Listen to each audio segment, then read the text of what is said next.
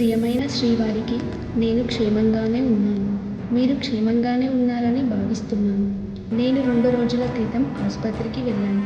మరో 2 రోజుల డెలివరీకి ఉన్నాను. మీరు వచ్చేసరికి మీకోసం ఇద్దరు ఎదురు చూస్తూ ఉంటాం. ఒకటి నేను, రెండోది మన బిడ్డ. ఎప్పుడు వచ్చినా కొద్ది రోజులు మాత్రమే ఉంటాము. ఈసారి మన పాపతో ఎక్కువ రోజులు గడిపేలా వీలు చూసుకొని వస్తానని ఆశిస్తున్నాను.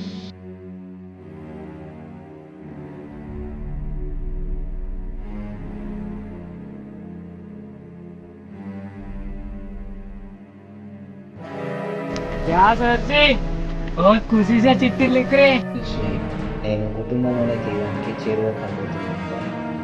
అందుకే ఈ సంతోషం. అవును సార్, ఇప్పుడు అడగలేదు. మీ తాత నుంచి మీ వరకు అందరు యుద్ధం చేసిన వాళ్ళు.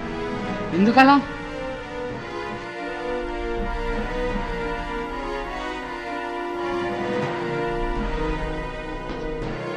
మాది మారుమూల గ్రామం. అందులో నేను, మా నాన్న, చెల్లి, తమ్ముడు చాలా కష్టపడి చదివాను. కానీ నాకు ఎక్కడ ఉద్యోగం దొరకలేదు. అలా జరుగుతున్న క్రమంలో నాకు పెళ్ళయింది. నాన్న ఆర్మీలో ఉద్యోగం తీసుకున్నాడు. ఒకరోజు నాన్న కార్గిల్ యుద్ధంలో తన 2 కాళ్ళను కోల్పోయాడు.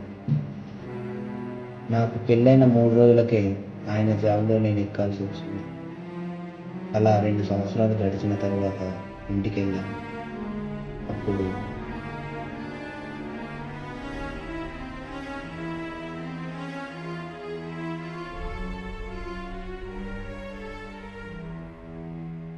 అన్నయ్య వదిన అన్న వచ్చాడు.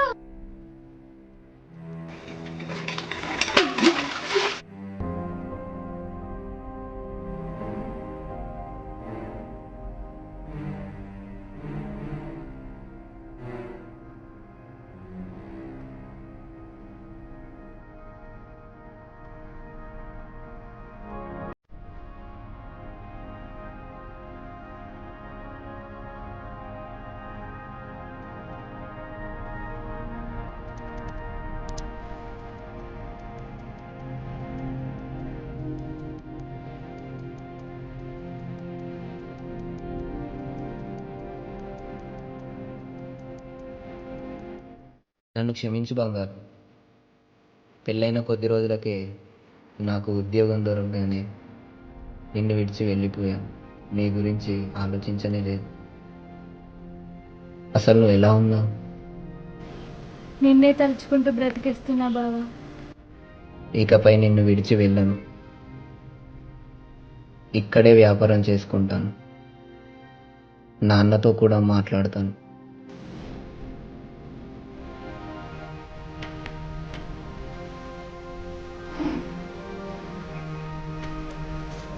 మీరు టీ తీసుకోండి.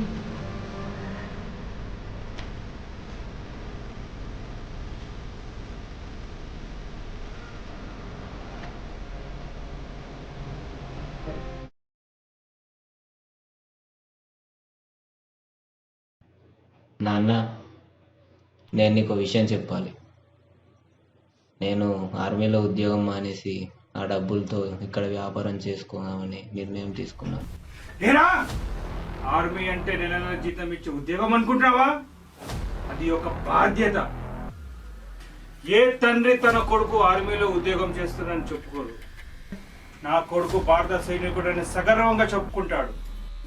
అలా చెప్పేటప్పుడు వచ్చే గర్వం, నువ్వు మానేస్తున్నా అంటున్న ఉద్యోగం, వదిలేస్తా అంటున్న బాధ్యత.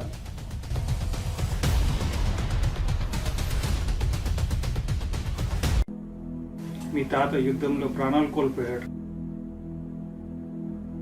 నేను కార్గిల్లో నా 2 కాళ్ళను పోగొట్టుకున్నా. ఇప్పుడు నువ్వు, నీ తర్వాత నీ కొడుకు కూడా భారత సైన్యంలో చేరాల్సింది.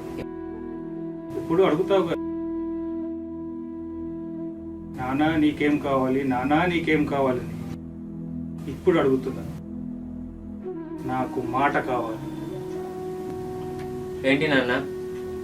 నీకు పుట్టబోయే నీ రక్తం కూడా భారత సైన్యంలో చేరుస్తానని మాట కావాలి.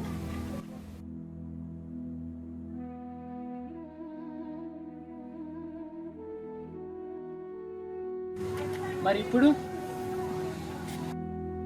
నేనిప్పుడు చేరి 5 సంవత్సరాలైంది. నాకు ఎప్పుడు వెళ్దామన్నా ఏదో ఒక యుద్ధం వస్తుంది.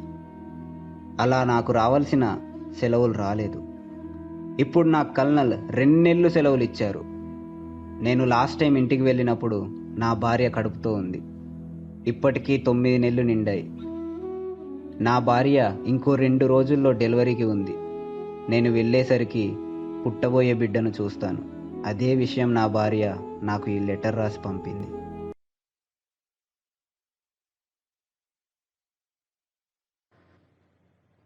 నేను వస్తున్నట్టుగా నా భార్యకు ఈ లెటర్ రాసి పంపిస్తున్నాను.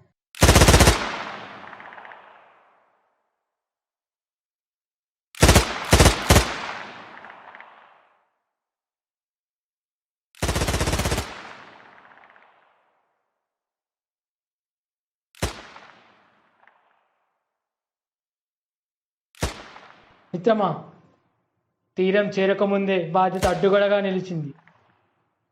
నీవిప్పుడే వెళ్ళిపో మిత్రమా. నీ తీరాన్ని చేరుకో, లేకపోతే ఈ బాధ్యత నిన్ను బలి తీసుకునేలా ఉంది. తీరం చేరాలంటే భారం మొయ్యక తప్పదు. ఈ రణంలో అడ్డుగోడలు చీల్చి నా బాధ్యతలు శిరస వహిస్తాను. ఆ తర్వాతే నేను వెళ్ళేదైనా వెళ్ళిపోయేదైనా. జై హింద్! జై హింద్! దేశం కోసం, భరతమాత కోసం.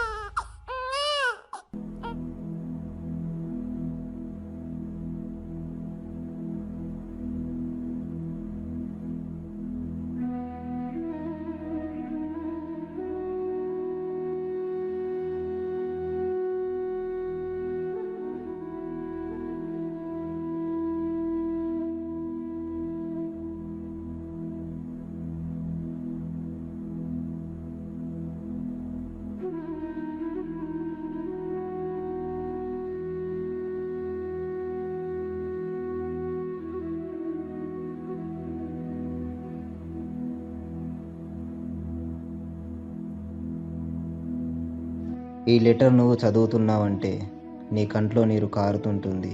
నా ప్రాణం పైకి పోయి ఉంటుంది.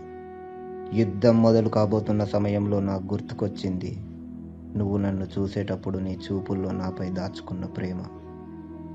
నేను ఇంటికి వస్తున్నాను అనే ఆనందంలో రాసిన ఉత్తరం వేరే, కానీ ఈ ఉత్తరం మాత్రం నేను ఇక ఇంటికి రాలేను అని తెలిసినప్పుడు రాసింది. సింధు, నేను ఉన్న సరిహద్దుల శత్రు సైన్యం మూకుమ్మడిగా దాడి చేస్తుంది. వారి సైన్యం మా సైన్యం కన్నా 10వ వంతు ఎక్కువగా ఉంది. అంటే నా మరణం నన్ను చేరుకుంది. ఇప్పుడు నాకు చివరి కోరికగా నువ్వు మాట ఇవ్వాలి. నీ మాట మన కుటుంబ భవిష్యత్తు. ఇదే మాట మా తాత మా నాన్న దగ్గర తీసుకున్నాడు, మా నాన్న నా దగ్గర.